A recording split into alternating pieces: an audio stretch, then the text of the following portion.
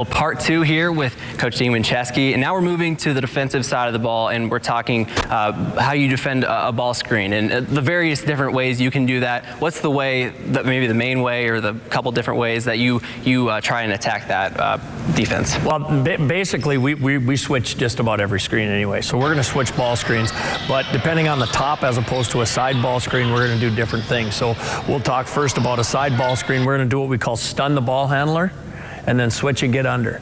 And so we want to stop the ball, keep it on one side of the floor, because we talked over there about wanting to get ball reversal. We want to keep it on one side of the floor as much as we can. So by doing that, it stops the dribble from coming. We are able to keep our weak side where it needs to be, and then it makes it for easier coverages for us. All right, well, let's go ahead and let the players show it a little bit and then see what we're looking for. Okay, so just enter it. We're going to stun the weak side here, or we're going to stun weak side. You guys get into the paint so you can help on roll, get under. So just like we normally cover side stuff. Here we go. Go set it again, Jack. Go set it again. Jack, go set it again. Good. Go set it, Key.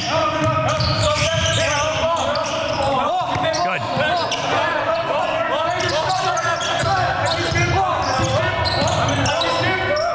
Okay, that's good. Good job. Okay, so let's go back to that initial switch. The defender switching to the ball. What is he looking to do, and what is his technique? Well, the first thing he has to do is talk and call screen. So as Logan goes to screen, Eric has to jump above, let him know a screen is coming, and that we're switching. And then he's got to jump up and get in the path of the ball handler and make him go back down to the baseline. We have weak side set up over there already. Jagger's there to help if he does drive. So our hope again is to keep it down here.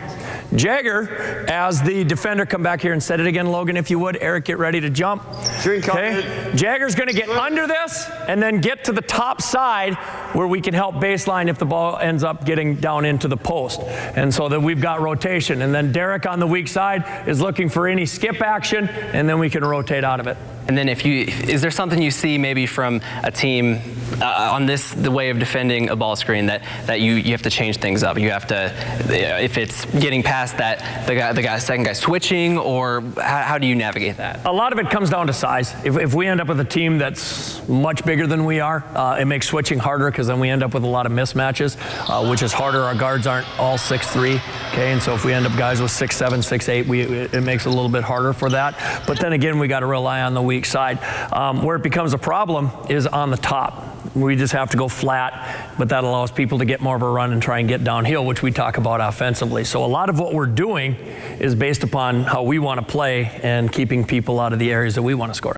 And then an element of that is the communication. You got to be on the same page. Is this a style you maybe would hold off with a newer team, or if the players haven't played before? It kind of depends on the players you have. We have a very vocal group, kids that have been around for a number of years, so they're able to do things relatively easily.